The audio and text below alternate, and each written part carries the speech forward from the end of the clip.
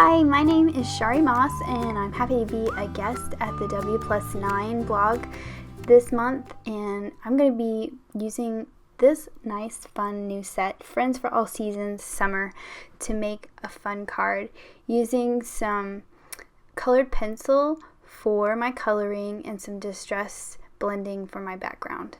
So I'm starting by using some Memento and Tuxedo Black to stamp out my images.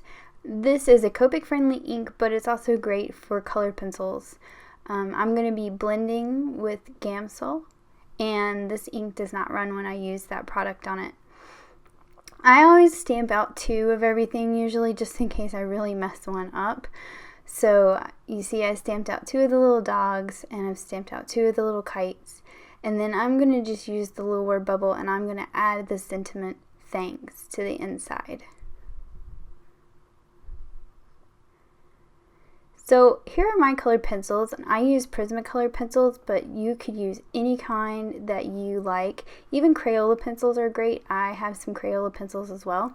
I also use my Prismacolor chart. I think it's important to see what the pencil looks like colored out, but that helps me pick my colors. This is Gamsol, and this little bottle here with the little dauber top is from Inky Antics. They make a little starter kit, but I have filled this bottle at least 3 times with the other bottle you see on the right. This I just got at the craft store. It doesn't have the dauber, so that's why I've refilled it. If you have something like that, you have to pour it in the cap.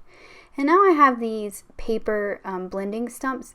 The little kit just comes with a couple and the sanding block, so you have to sand off the color if you want to change colors, and you can pull these off when they're done. But I just bought a whole bunch because they're very inexpensive and I don't have to change my colors as much. Turns out I forgot to turn my camera on when I colored the first dog up there. So this is going to be a great comparison of what it's like to blend it with a Gamsol and what it's like to just kind of use the colored pencil as they are. So I wanted sort of yellowy dog, and I'm using the color sand here, and I'm just laying down a light layer of the pencil across the whole thing. Now I'm going to go back in with a darker color, more of an orangey color, and put in where I think the shadows would be. And I'm being really kind of rough and messy with this. If you were going to leave it as it is, you'd want to take a little more time and blend and make it smooth, but I'm going to blend it out. So you can see the difference between the top and the bottom. The top is blended with the Gamsol, the bottom is not yet, and you can see it kind of has a texture to it, which is nice with colored pencils. But we're going to use the Gamsol, so it'll look a lot more like the top, and it'll look nice and smooth. So I'm just going to go in here, and you take the little paper stump, and like I said, you can use the dauber top, or you can pour it in the cap or in a little thing and dip the end of the paper stump into it. And you just keep it moist, and you just go around in little circular motions is what I like to do, and blend out that color. You can go back in and add more. You can always add more. It's hard to take it away.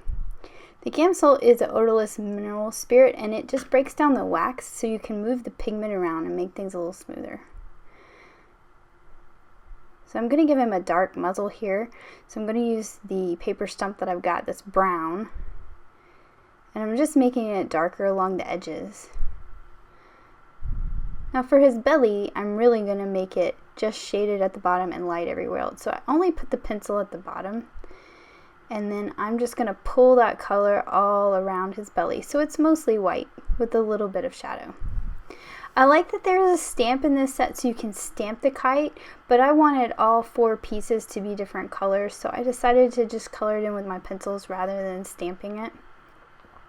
So I'm going to go in with a lilac color here, and you can see I just put the pencil a lot heavier right along those lines of the support structure in the middle of the kite. And that's kind of where I want my shadow to be. So I'm just going to pull that color out so it's a little darker right there in the center. And I'm just going to work my way around this kite here. I've got a teal color, aqua, I think it's light aqua is the actual Prismacolor color. And I'm just going to blend that out as well. I want this to be sort of a summery, springy card, so I was going with bright, colorful colors on this one. And then now here I have a peach color.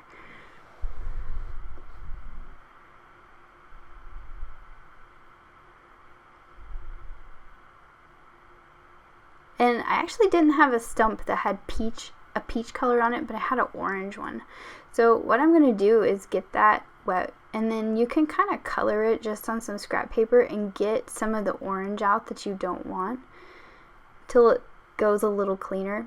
I could have also used the sanding piece of paper and sanded it off. I'm just a little lazy sometimes when it comes to that, but if you really need to get more color off, that is an option, especially if you don't have a lot of these blending stumps like I have. And then finally I'm going to go in with a pink color. I tried to avoid yellows because it matches the dog a little too much. You can see I also stamped out some of the little flower bouquet and colored those in some spring colors. Now I'm going to use the coordinating dies to cut out my pieces here. So I have the dog, the kite, the little sentiment bubble, and then I will cut out all 3 of those little bouquets.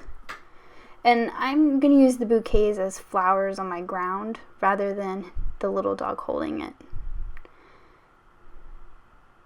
So I love how these dies cut out the string in the tail of the kite.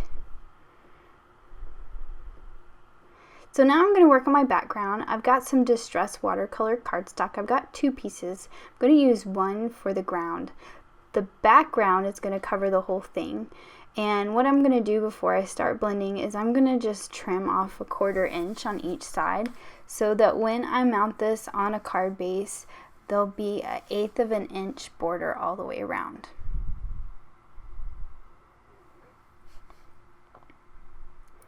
I like to do this a lot because it frames this colored inked piece pretty well. So I wanted to create sort of a sun glow up here in the top right corner. So I've got some scattered straw, and then I'm going to go in and start with shaded lilac towards the bottom. Now I'm going to make a little hill in the bottom right corner, so I just kind of went quickly to sort of figure out that shape.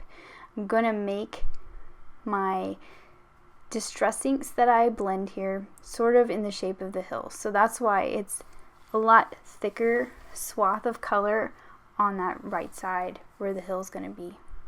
Now I'm using tumbled glass.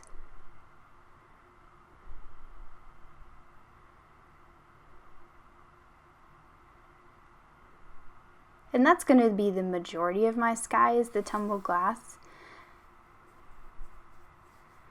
I'm trying to go around sort of that curve of the sun there. I like to use distress watercolor cardstock. I feel like the color moves around a lot better on the surface of this. But I have used just Nina Solar White cardstock in the past and been able to acquire the same look. So finally I've got broken china here, and I'm kind of just going to go around the sun. It got a little splotchy on me, but it's going to blend out pretty nice. And I don't want to put too much of that. I don't want it to be too dark. But I did want it to be right at the sun so it kind of defined the edge a little. And now I'm going to go back with the scattered straw and blend those 2 together so it becomes a little more soft, that line there, not so harsh. So I've drawn a little hill here, and I'm actually going to make this hill not go all the way across my card. So I just want it to be in the bottom right corner. So I've sketched it out with a pencil, and I'm just going to cut it out with a pair of scissors. And then I'll just erase that pencil line before I start inking it.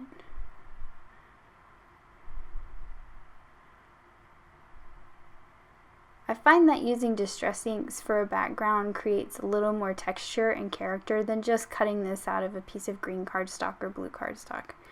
So I'm starting with the twisted citron here, and I'm just going to put it all over this little piece.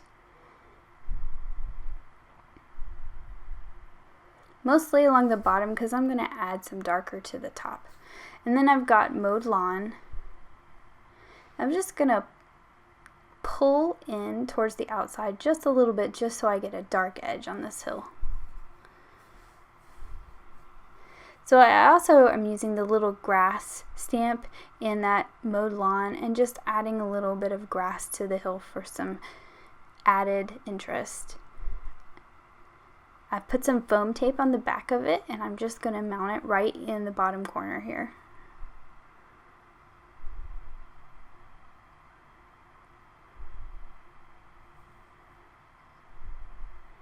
Now I'm going to put in my little bouquets and make them look like they're growing out of the ground.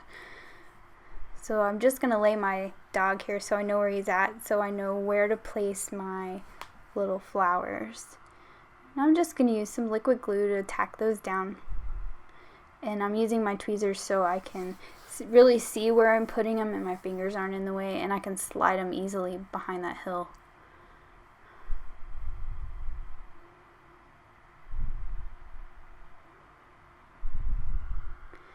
So now I'm just taking a piece of craft foam that is cut smaller than this distress cardstock, and I'm just taking a glue runner and putting some glue on all four sides and in the middle. And this is just acting as foam tape basically. I have a A2 size card base made from the oatmeal W+9 cardstock. And I'm just gonna place that right on there. Now I can use some foam squares to add some dimension and get my dog and my kite on there. So I use the foam squares just on his head, and it really does help to pull off the backers. And then I use liquid glue on his feet because I know that's gonna be right against that green piece of paper that I have there. I'm just gonna use a couple squares on the kite, and that little tail and string are too small for me to try to get foam underneath, so I'm just gonna tack the string onto his hand with some liquid glue. And then I went ahead and stamped the little bees just to add a little more to this card, and I'm going in with a gel pen to just add a little bit of yellow to them. And I added some little enamel dots that I made with a white embellisher. And that is the card. Thanks for watching. Have a great day. Bye.